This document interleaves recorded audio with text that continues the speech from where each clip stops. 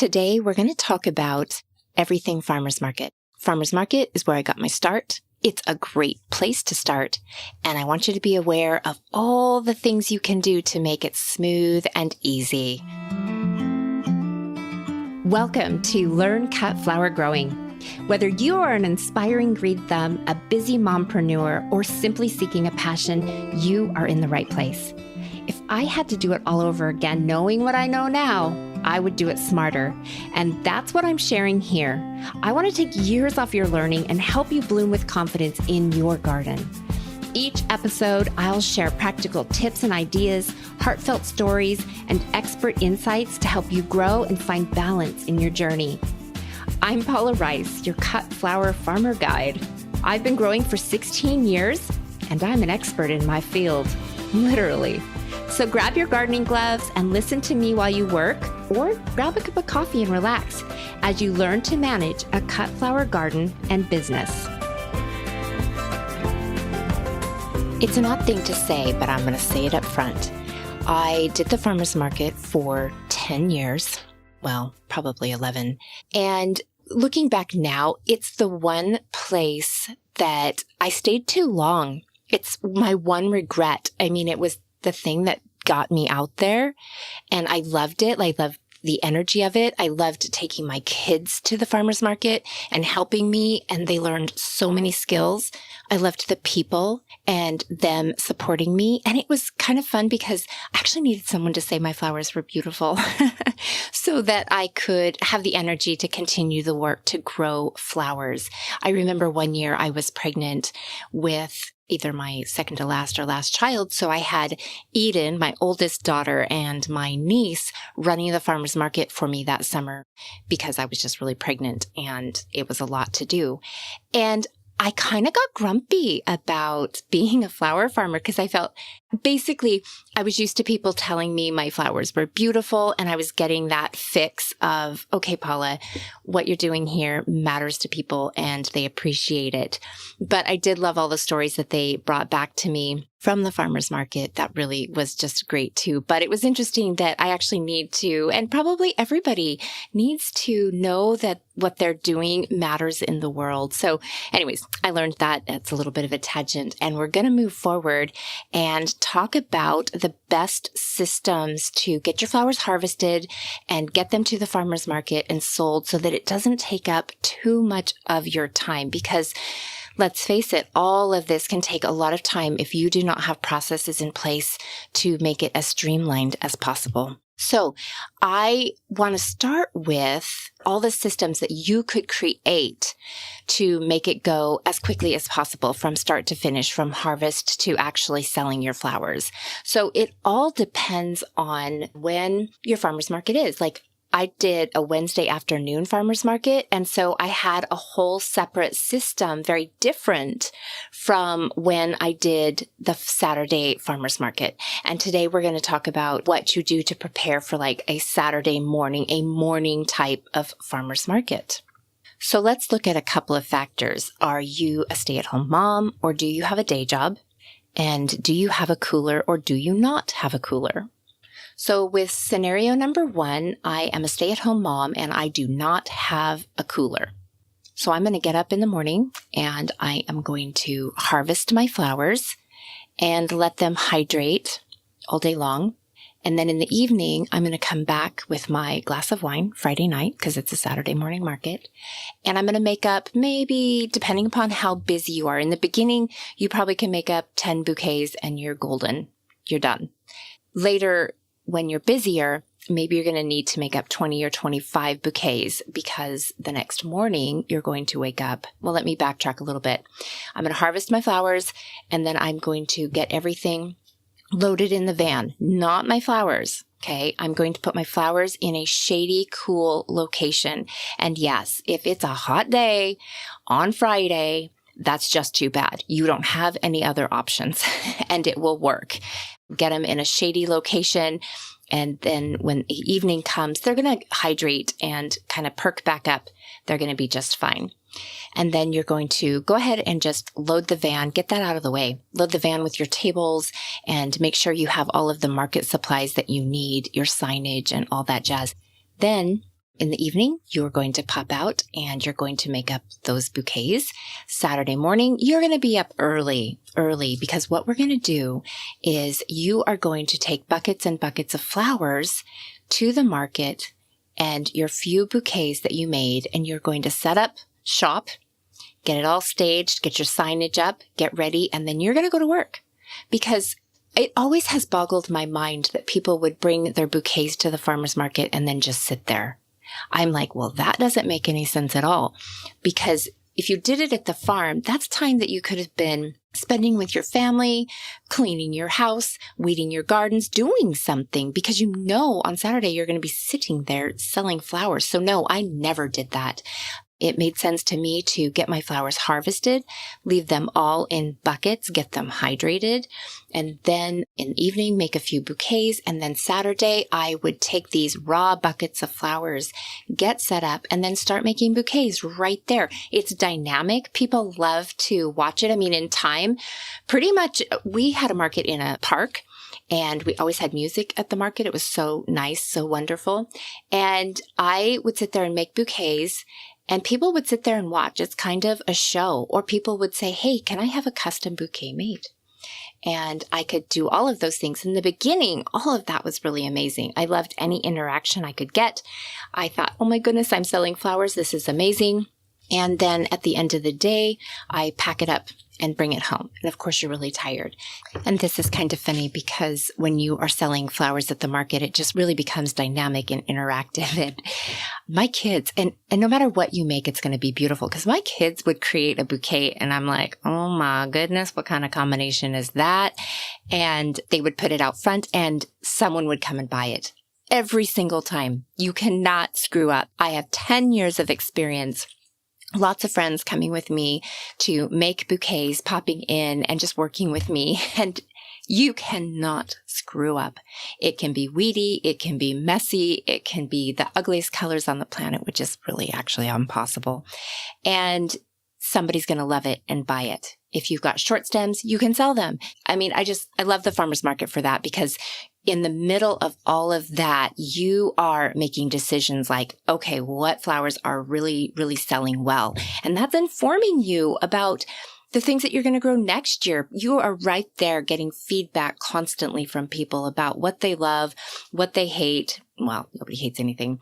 What they love. You also are going to discover the flower that kind of catches everybody's attention, because, you know, you'll stage the front of your farmer's market booth with maybe just a few buckets of flowers to catch people's eyes and attention and get them to stop.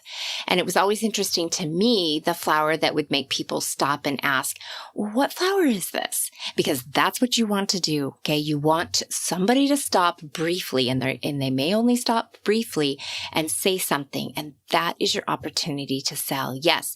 While you are actually working flowers and doing all the things, you are communicating with them. You don't necessarily stop and have a conversation. You don't have time for that, but you are engaging them while you continue to work. And people love that. They love to see that you can handle that. And in the beginning, it's going to kind of be a little bit awkward for you. You're going to be like, oh my gosh, okay, this person is stopping. What am I going to say? And you're going to tell them, that's agrostemma. It has a very long vase life. Okay. It doesn't take a lot. You say something, and then it's kind of up to them. Okay. And believe it or not, agrostemma, when that comes into bloom, it's a beautiful flower, but I wouldn't say it's the bride flower. It's not like it's a bucket of lilies sitting out there or something, but people don't see it very often. So it draws attention. And then in time, as you move through the seasons, you're just going to know the flower that gets people's attention, and you will purposely place it out front. And this is why the farmer's market is so valuable to you starting out as a flower farmer. Is you gain so much knowledge about customers and what they're looking for and what they want. It's a powerhouse of information. And so I highly recommend starting out at a farmer's market and getting a feel for people, because a lot can happen at a farmer's market. You can have a bride show up and she's getting married that day. She hasn't thought a thing about flowers, and her friends have talked her into getting some, and she's showing up, and what can you do? Okay. And you will just start putting a bucket together with, well, what are your colors? And you'll look at what you have there and you will put a bucket together for her. So it's just, oh my gosh, there's just so much at the farmer's market that is going to help inform you to be a better salesperson, to be a better grower, to understand what people love and want. And all of that really matters. So really, I would say in the career of my flower farming, just being there and doing all of that, like super powered me up for becoming a really good flower farmer and understanding the dynamics of even selling flowers and all that takes. Plus, there's quirky, fun little things that happen. And this is another thing. So number one, your bouquet is going to sell. It's gorgeous. Somebody's going to love it. Somebody's going to want it. There's just such a variety of people out there. Number two, a funny little thing that will happen is I'll have a bouquet out front that I made. And people, because I stand there and I make flowers, people will walk up and they'll say, can you make me a bouquet just like this one? And I'm like, if I've got time, and I just usually made it happen. I wasn't going to sit there and say, well, why don't you just buy that one? I mean, this is what I'm doing. And if I still had the flowers available, I would absolutely make that. And I was not going to say anything about it. But for the times when I'd be like, I don't seem to have all of those flowers anymore. So you may want to buy that one, or I could do a substitution for you. And really, I just wing it. I kind of had a really big spot, and I realized a lot of people wouldn't have a big spot. Maybe you're confined to a certain space within your tent if you're out in the sun. And in that case, you can still make this work, but you are definitely going to have a system for tiering up your buckets and compacting it, and then making use of that space as much as you can. But still, you will get far more bouquets from taking buckets and buckets of raw flowers than you would ever be able to sell by just taking the bouquets already made. Okay, because a bouquet already made takes a ton of space in a bucket compared to, an entire bucket of agrostemma and all of this sitting there ready to be kind of poofed out into making a lot more bouquets than what is there. Plus also, you can kind of get a feel for what the market is loving that day. And you can say, okay, the sunflowers are just really what's selling these bouquets. So I'm going to try to get some sunflowers in each bouquet. Or you might be getting whittled down. You're like, wow, I really didn't use all that agrostemma like I thought I was going to. So then you're going to start in real time playing the market to get your flowers sold. So you're going to be like, okay, I'm going to turn these agrostemmas into straight bunches. And I'm going to start talking more about that because that's what needs to sell. And so you'll grab them, make a few straight bunches, put it out front, and then point, hey, here's a bouquet. And this agrostemma would make a lovely little single stem bouquet on your end table or something. Or, do you know someone that could use some agrostemma or a little cheering up today, and try to sell those straight bunches. You also could quickly, if you have all these flowers going and you're seeing something not selling, you could say, okay, for anyone who buys a bouquet, you get a straight bunch for $10, $5, whatever it is. So in real time, you are a salesperson. You are doing what it takes to sell those flowers because you don't want to take those flowers home and throw them on the compost pile. So the farmer's market is just amazing for all of those things. Those are the things I've talked about. I'm kind of getting off tangent here because a stay-at-home mom.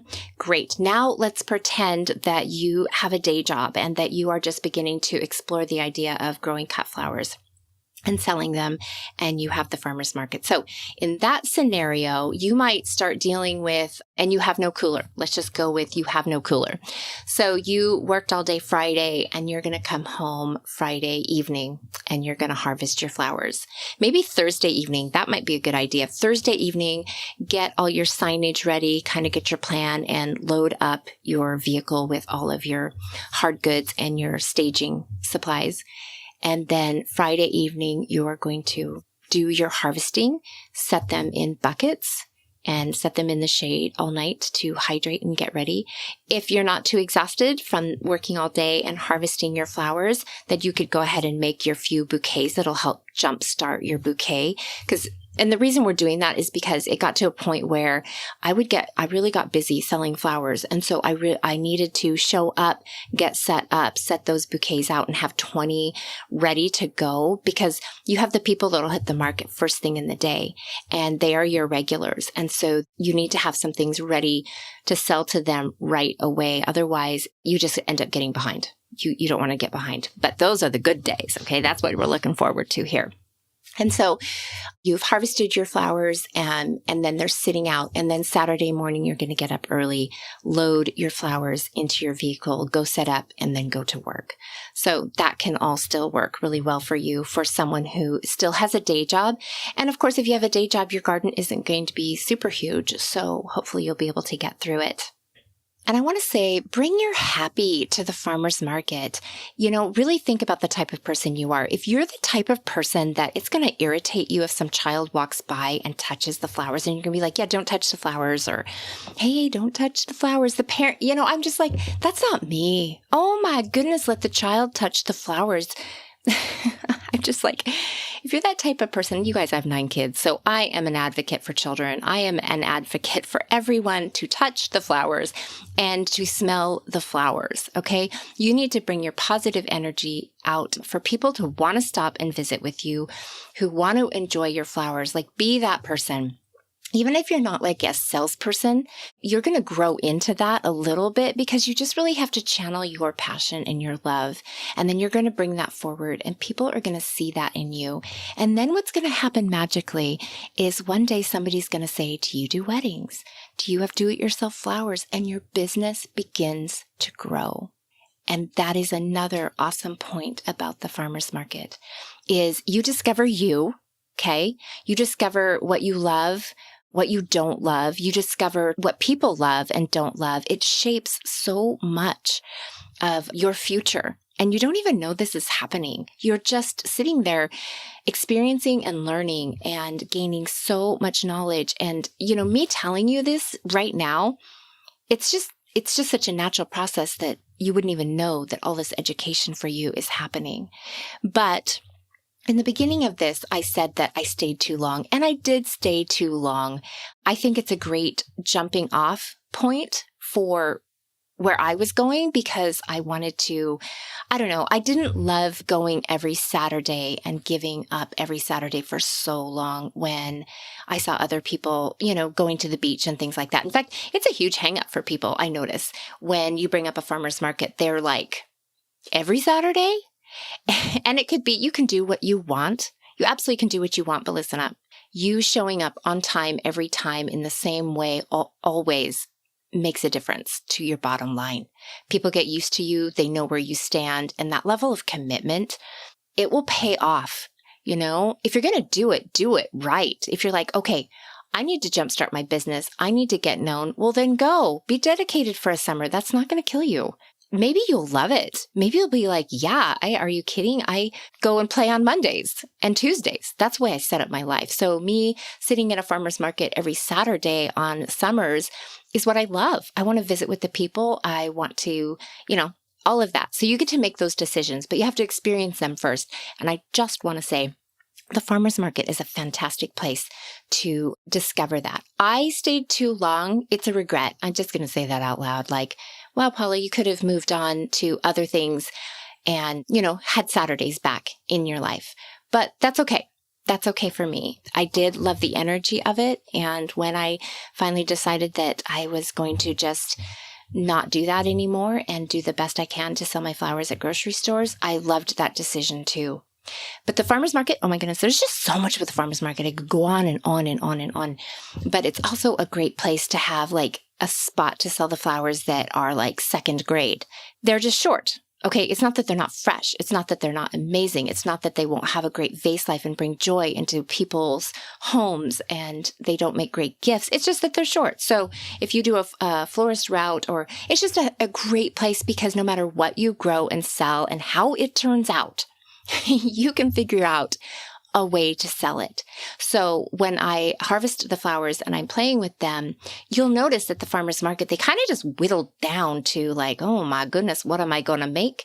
Or wow, I got a lot of short flowers now. And then you're going to switch gears and you're going to make tiny little posies and you're going to give them a great name and you're going to give them a great price and you're going to get them sold.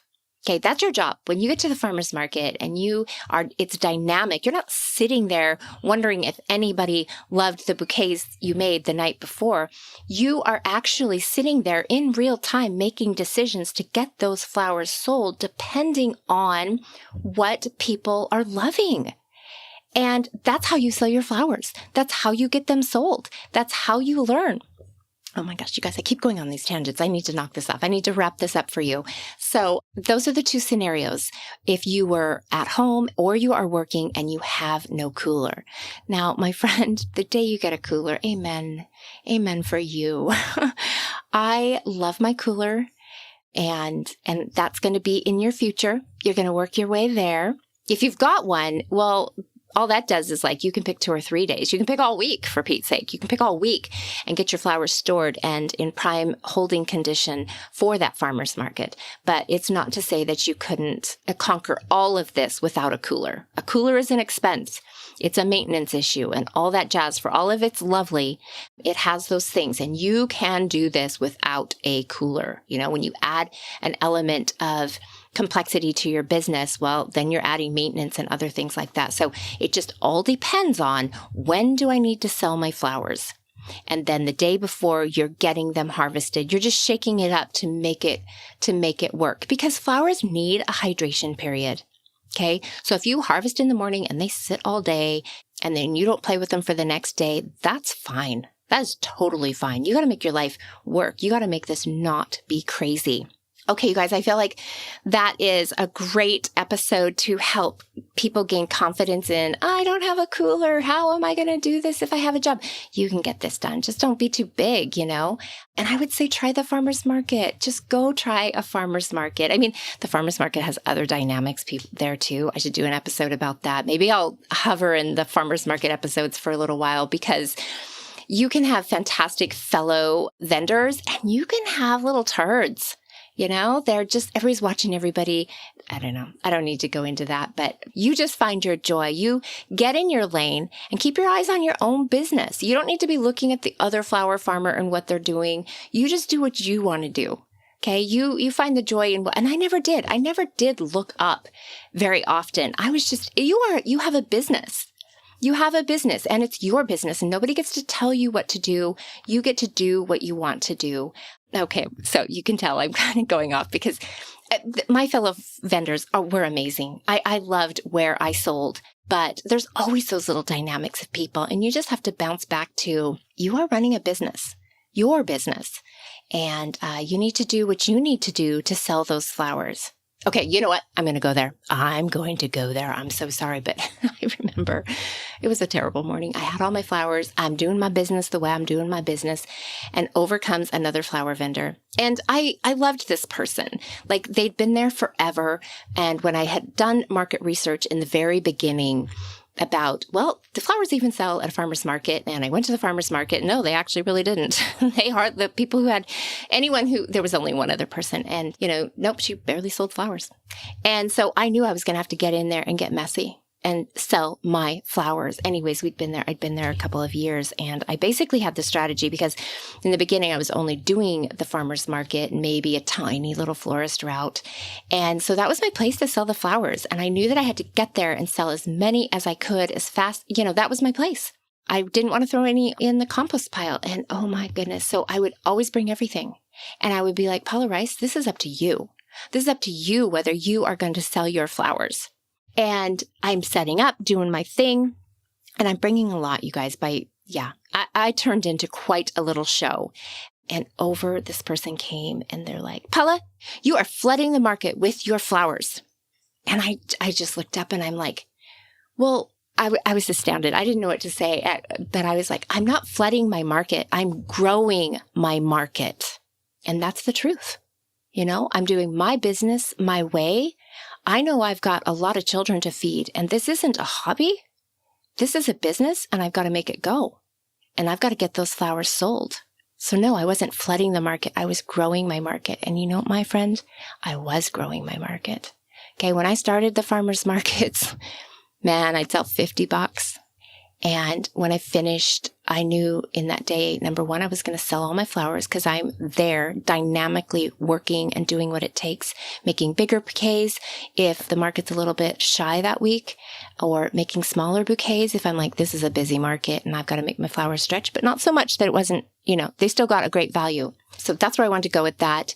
I was growing my market, and pretty soon it got to be I would sell all my flowers. And I knew if it was a sunny day and it was the heat of the season, I was going to make $1,000 that day. Now, that was really good for where I live and what I do. It was amazing. I felt like it was amazing. But don't forget the farmer's market. You don't have those days every day. It could rain. And that's another thing I don't like about the farmer's market is there are variables. And, you have a season where in the beginning, the tourists aren't here yet. So it kind of has this curve where it goes up and then it goes down. And I also didn't like that. So when I penciled those things out, it made sense to move to a grocery store where it was far more, not as variable. It was more guaranteed. Blah, blah, blah. Oh my goodness, I could go on and on. Okay, I love you, my friend. Grow flowers. Try a farmer's market. And if nothing else, put up a pop-up on a regular basis somewhere and sell those flowers. All right, be sure to share this with your friends. If you know someone that you think that they should sell flowers or try flowers or growing flowers, I think this episode would really encourage them to just put it would encourage them to be brave and go for it. So download this episode, share it with your friends, all the things, like it. I appreciate your support for this podcast and my passion for growing flowers and my passion for helping you grow flowers and sell them successfully. And if you don't sell them, then at least you're growing flowers and making the world a brighter place. God bless you. Have a great 2 weeks and tune in next time.